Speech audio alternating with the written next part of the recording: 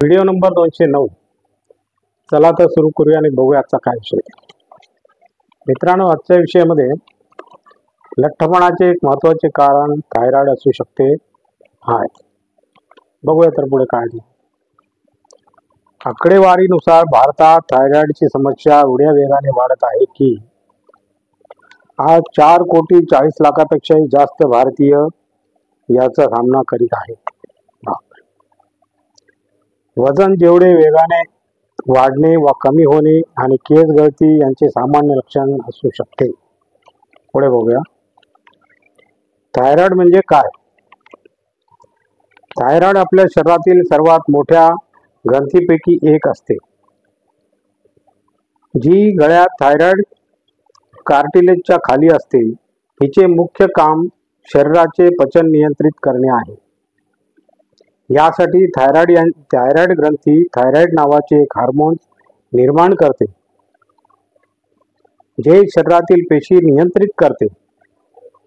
Thyroid ग्रंथी thyroxine T3 आणि try iodine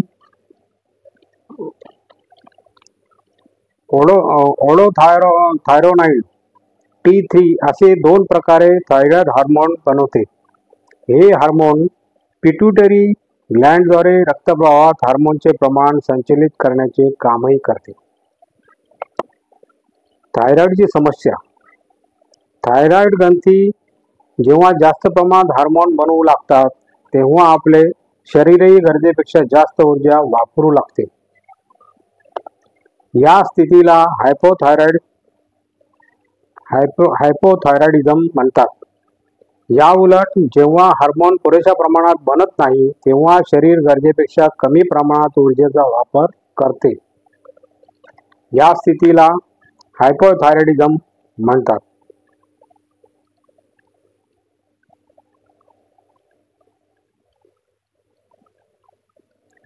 हा आजार कोणत्याही वयाच्या व्यक्तीला होऊ शकतो. विशेषतः महिलांमध्ये ही समस्या जास्त दिसून येते. डॉक्टर यांचे कारण महिलांमधील एस्ट्रोजन हार्मोन वाढतात. थायरॉइडची समस्या ठीक करण्याचा एकमेव उपाय याचा सतत इलाज करीत राहणे आहे. हायपोथायरॉइडिझमची समस्या. या समस्येत थायरॉइड ग्रंथी सुजते. ज्याप्रमाणे थायरॉइड ग्रंथीद्वारे पुरेशा प्रमाणात थायरॉक्सिन हार्मोनची निर्मिती होऊ शकत नाही. थायरॉइड्स इम्यून प्रणालीचा आजार आहे. थायरॉइड्स इम्यून प्रणालीचा आजार आहे, ज्यामध्ये वेदना होत नाहीत. हा एक आनुवंशिक आजार आहे. आरामशीर जीवनशैलीची कुठे ना कुठे ही समस्या वाढविण्यास जबाबदार आहे, ज्यामुळे रोग सतत वाढत जातो. कमी शारीरिक श्रम करणाऱ्या हायपोथायरॉइड होण्याची शक्यता जास्त असते. उंच उशी घेऊन झोपणे व टीव्ही पाहणे, पुस्तक वाचणे यामुळेही पिनियल आणि पिट्यूटरी ग्रंथींच्या कामावर विपरीत परिणाम होतो. या स्थितीमुळे हायपोथायरॉइड रोग होण्याची शक्यता वाढते.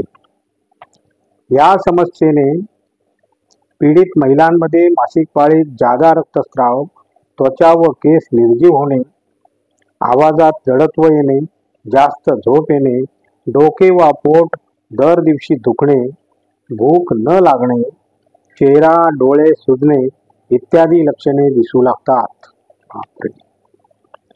उपचार. सामान्यपणे हायपोथायरॉइड समस्येत हार्मोन रिप्लेसमेंट थेरपी दिली जाते. या आजारात जे थायरॉइड हार्मोन्स कमी होतात त्याची भरपाई औषधाद्वारे केली जाते. हायपरथायरॉइडिझमची लक्षणे. या आजारात थायरॉइड ग्रंथी गरजेपेक्षा जास्त सक्रिय होतात व जास्त हार्मोनची निर्मिती करू लागतात. तणावामुळे हा रोग होण्याची शक्यता वाढत जाते. थायरॉइड ग्रंथीमध्ये अधिक हार्मोनची निर्मिती करण्याच्या स्थितीत पचन BMR वाढल्यामुळे भूक जास्त लागू लागते. या समस्येमुळे लोक जास्त खातात पण तरीही त्यांचे वजन कमी होत जाते. हायपोथायरॉइडिझम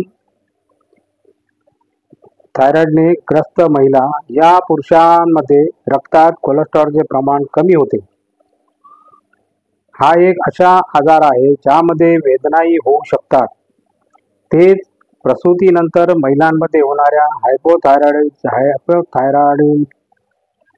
थायरॉइडची समस्येत वेदनेची तक्रार दिसत नाही. या समस्येच्या लक्षणामध्ये मासिक पाळी न होणे वा भूक कमी होणे, वजन घटणे, चिडचिड होणे, स्नायूमध्ये अशक्तपणा व कंप, व्यवस्थित झोप न येणे, डोळ्यांची जळजळ वा डोळ्यांची समस्या, असह्य उकडणे अशी लक्षणे पाहिली जातात. उपचार: जर थायरॉइडचा आजार लवकर लक्षात आला तर उपचाराने तो बरा होऊ शकतो.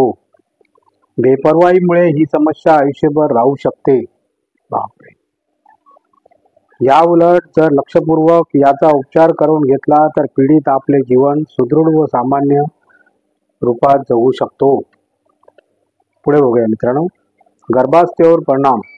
थायरॉइडची हायपोथायरॉइड समस्या असल्यास इतर लोकांप्रमाणेच गर्भवती महिलांनाही थकवा जाणवतो, याचे वजन वाढू लागते, हातापायांना बधिरता जाणवते. असे पाहता ही लक्षणे गर्भावस्थेतही असतात. पण जर गर्भावस्थेत हा आजार झाला तर याचा परिणाम महिलांसोबत त्याच्या बाळावर येऊ शकतो. असे मित्रांनो, लठ्ठपणाचे एक महत्त्वाचे कारण म्हणजे थायरॉइड आहे. आजचा व्हिडिओ माझा संपलेला आहे. तरी माझा व्हिडिओ तुम्हाला आवडला तर लाईक करा, शेअर करा, सबस्क्राईब करा आणि कॉमेंट जरूर करा. नमस्कार. जय हिंद.